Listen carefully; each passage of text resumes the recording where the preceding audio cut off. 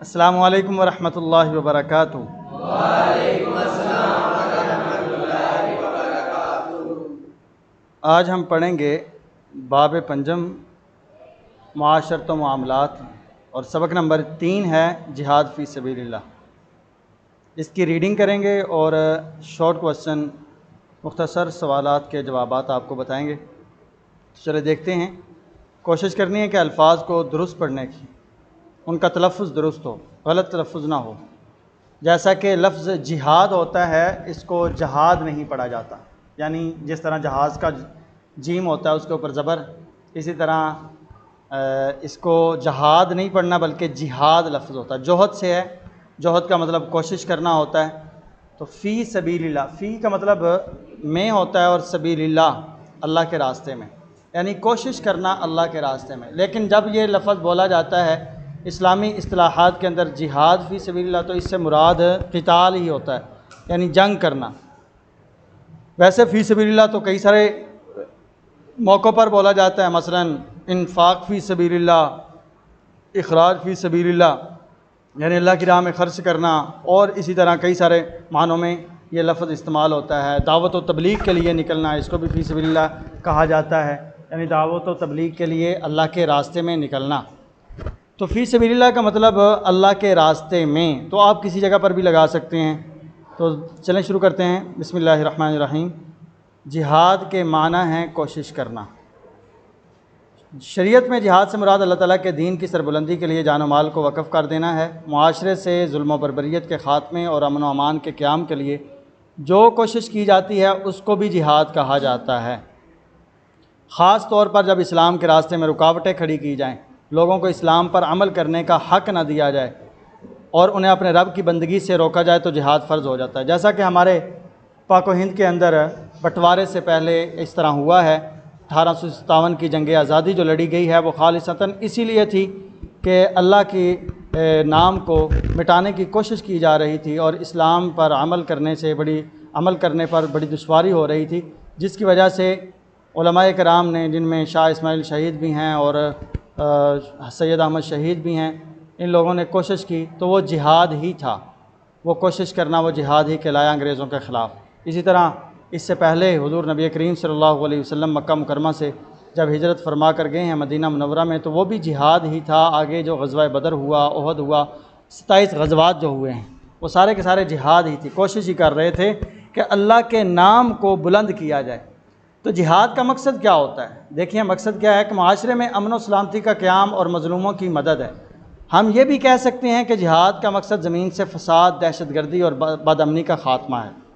بالکل حقیقت ہے کہ بد امنی کو اور فساد کو ختم کرنے کے لیے اللہ تعالیٰ نے جہاد کو فرض کیا، اور حدیث مبارکہ میں آتا ہے کہ ایک جماعت قیامت تک جہاد کو جاری رکھے گی، ایک جماعت اس طرح کی ہوگی۔ اور الحمدللہ مسلمانوں کی جماعت ابھی تک اس طرح کی موجود ہیں جو ہر دور کے اندر کہیں نہ کہیں جہاد کرتی رہتی ہے، جیسا کہ ماضی قریب کے اندر افغانستان کے اندر جہاد ہو رہا تھا، اسی طرح کشمیر کے اندر جہاد ہو رہا ہے، فلسطین کے اندر جہاد ہو رہا ہے۔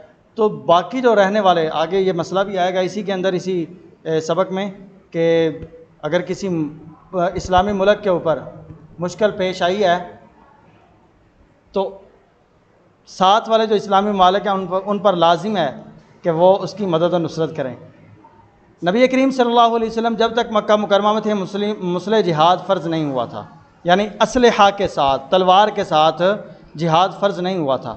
جب آپ ہجرت کر کے مدینہ منورہ تشریف لے گئے اور کفار کی سازشوں اور ظلم و ستم کا سلسلہ بدستور جاری رہا، تو اللہ تعالیٰ نے مسلمانوں پر کفار سے جہاد کو فرض قرار دے دیا۔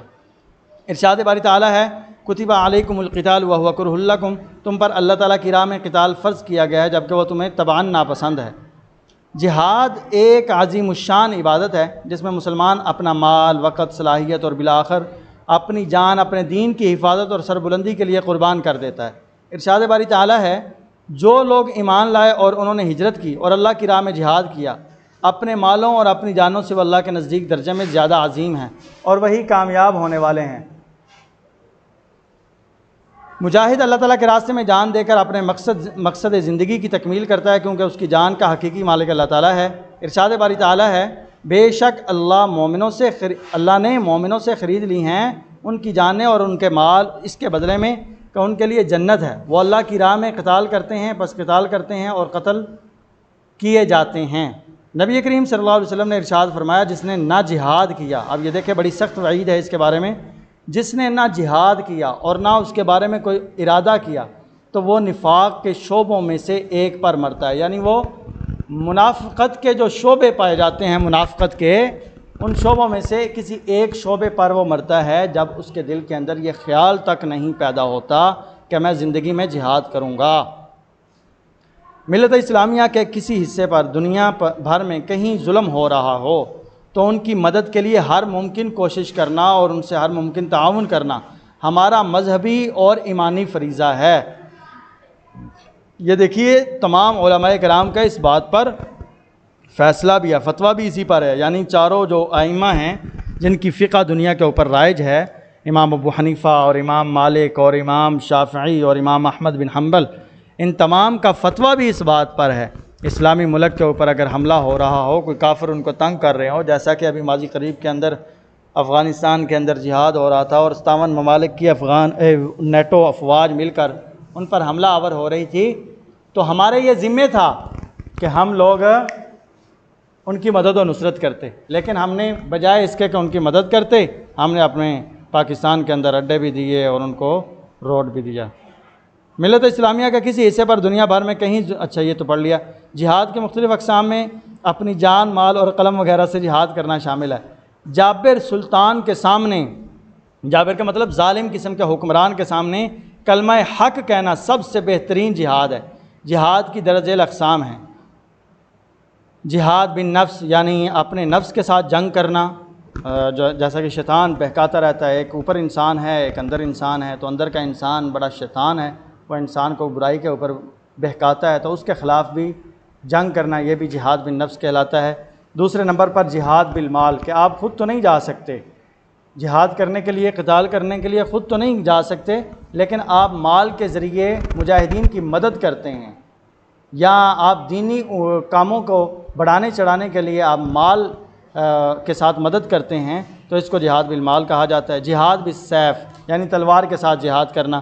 جہاد بالقلم، آپ اچھے لکھاری ہیں یا آپ لکھاری اس لیے بنتے ہیں کہ میں ظلم و بربریت کے خلاف آواز اٹھاؤں گا، تو یہ جہاد بالقلم ہوگا۔ جو آپ لکھیں گے مضامین وغیرہ یا کتابیں لکھتے ہیں تو یہ جہاد بالقلم ہوتا ہے۔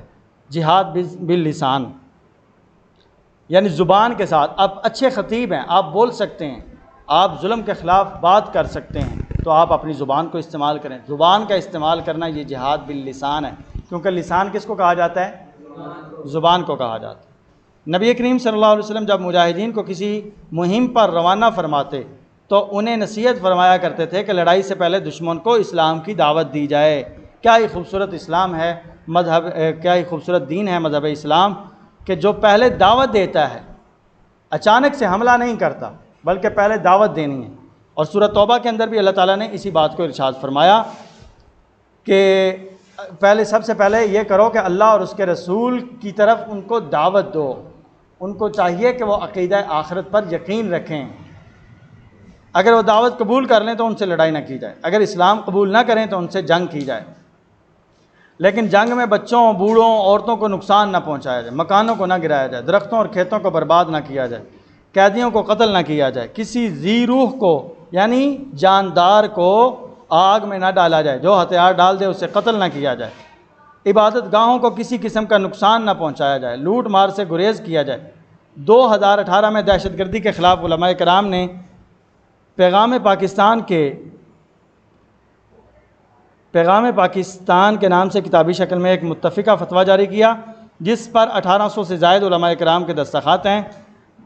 اس فتویٰ کو کتابی شکل میں ادارہ تحقیقات اسلامی اسلام آباد نے شائع کیا۔ اس فتویٰ کا اجرا اسلام آباد میں منعقدہ ایک کانفرنس میں ہوا۔ اس فتویٰ میں دہشت گردی، خون ریزی، خودکش حملوں اور ریاست کے خلاف مسلح جدوجہد کو خواہ وہ کسی نام یا مقصد سے ہو حرام قرار دے دیا گیا، اور ان چیزوں سے کیسے نمٹا جائے اس حوالے سے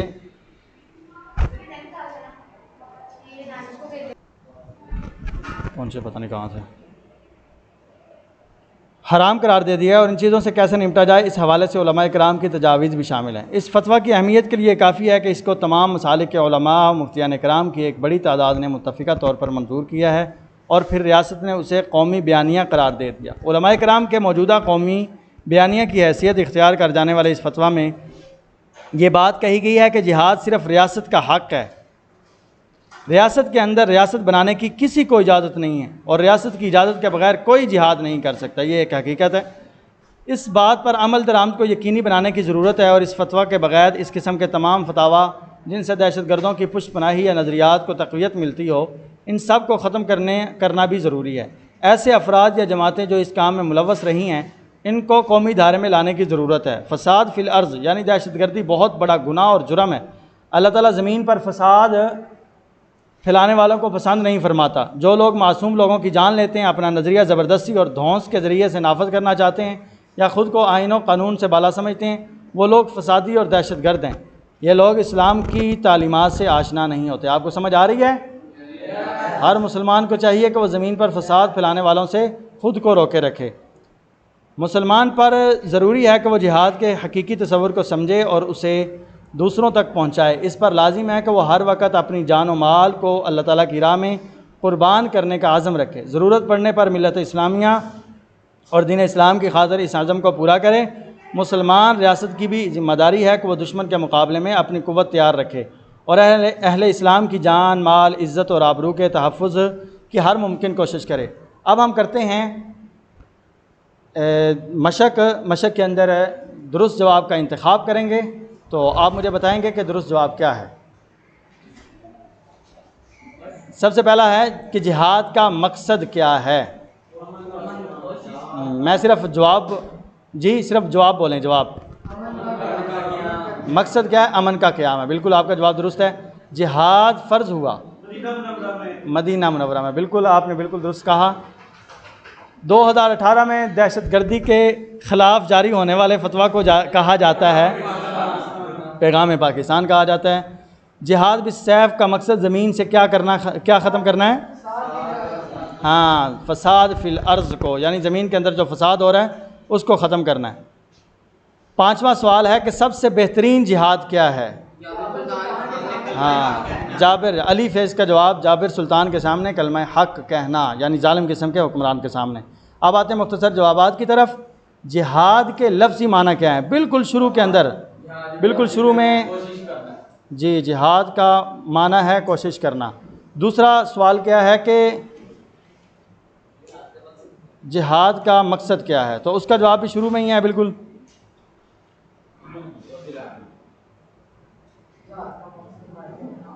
یہ دیکھیے، گویا جہاد کا مقصد معاشرے میں امن و سلامتی کا قیام اور مظلوموں کی مدد ہے۔ ہم یہ بھی کہہ سکتے ہیں کہ جہاد کا مقصد زمین سے فساد، دہشت گردی اور بد امنی کا خاتمہ ہے۔ تیسرا سوال، جہاد کی فضیلت پر ایک آیت قرآنی کا ترجمہ لکھے۔ تو جہاد کی جو فضیلت ہے وہ دیکھیے، کتب علیکم القتال۔ اس آیت کے اندر اللہ تعالیٰ نے جہاد کو فرض قرار دیا۔ یہ ہے تم پر اللہ کی راہ میں قتال فرض کیا گیا جبکہ وہ تمہیں طبعاً ناپسند ہے، یعنی تمہاری طبیعت نہیں ہے چاہتی، لیکن وہ فرض کیا ہے اللہ تعالیٰ نے۔ جہاد کی فضیلت پر ایک حدیث مبارکہ کا ترجمہ لکھیں۔ تو اس کا آنسر ہے، یہ دیکھیے، نبی کریم صلی اللہ علیہ وسلم نے ارشاد فرمایا، جس نے نہ جہاد کیا اور نہ اس کے بارے میں کوئی ارادہ کیا تو وہ نفاق کے شعبوں میں سے ایک پر مرتا ہے۔ جہاد کی پیغام پاکستان سے کیا مراد ہے؟ اس کا آنسر دیکھیے، 2018 میں دہشت گردی کے خلاف یہاں سے لے کر اسلام آباد نے شائع کیا۔ یہ 5ویں سوال کا جواب ہے۔ میں امید کرتا ہوں کہ آپ کو یہ لیکچر پسند آیا ہوگا۔ اللہ تعالیٰ سے دعا، اللہ تعالیٰ آپ کا حامی و ناصر ہو۔